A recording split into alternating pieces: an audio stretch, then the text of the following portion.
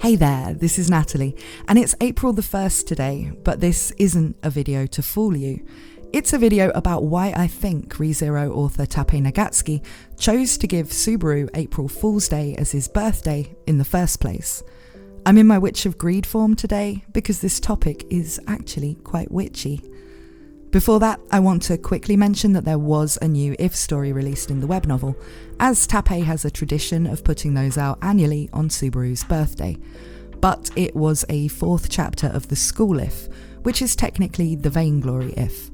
That's a kind of happy alternate universe type story where all of the characters are at school together, rather than a story that diverges from the main ReZero route. So it's something more in the vein of Isekai Quartet or Attack on Titan Junior High as a spin-off, rather than the darker ifs we usually talk about. Where I haven't covered chapters 1 to 3 of the School If before, I didn't make a video about the new chapter when it came out, and I'm not sure how much people are interested in a video about the School Ifs, so let me know in the comments if that's something you want.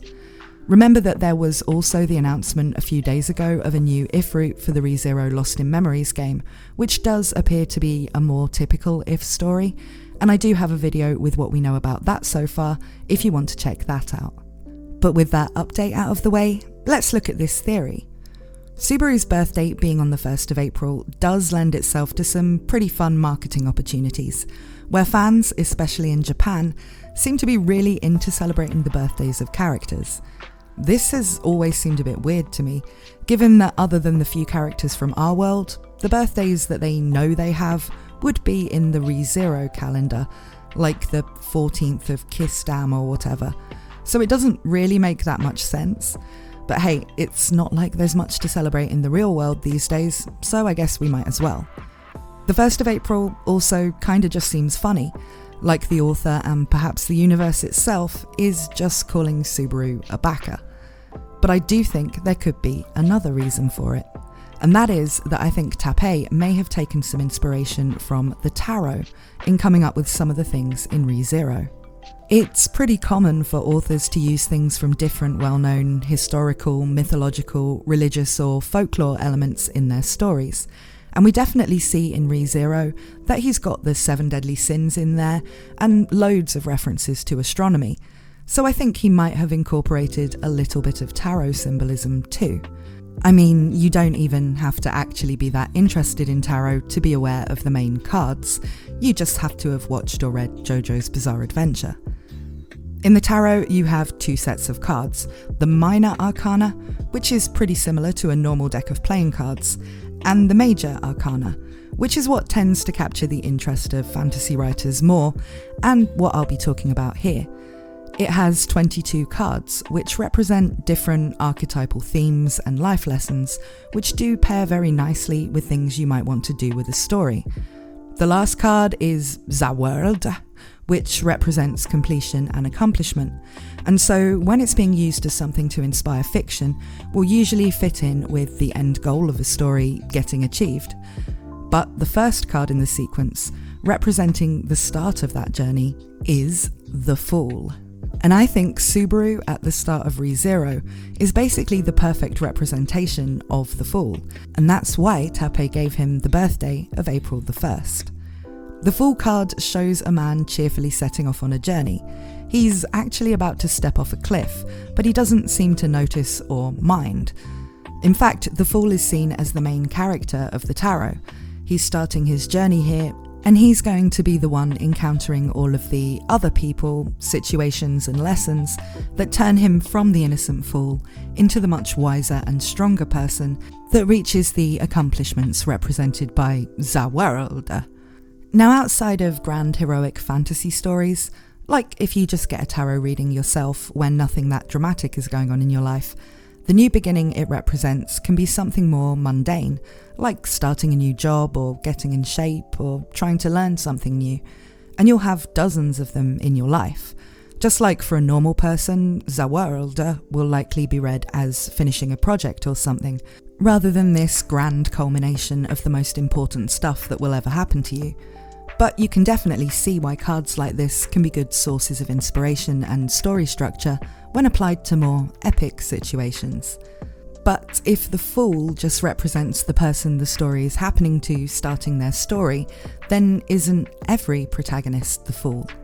Well, yes, especially in isekai stories, but I think a lot of the time, people don't dwell on the main character's starting point. A lot of the time, isekai stories represent wish fulfillment, so you don't want the main character to feel innocent, ignorant, and out of their depth for too long in the new world. Tappei takes a more realistic approach, and Subaru as the Fool has to get the full experience of being in that state, and really earn the stuff that comes to him as he goes through the story.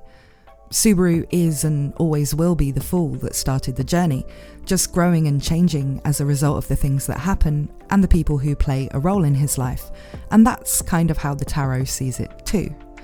There are lots of definitions of what the Fool card means, but I've picked one here at random to show you what I mean about this being the perfect card for Subaru.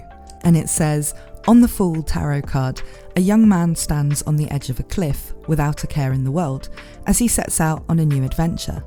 He's gazing upwards towards the sky and the universe and is seemingly unaware that he's about to skip off a precipice into the unknown. Over his shoulder rests a modest knapsack containing everything he needs, which isn't much.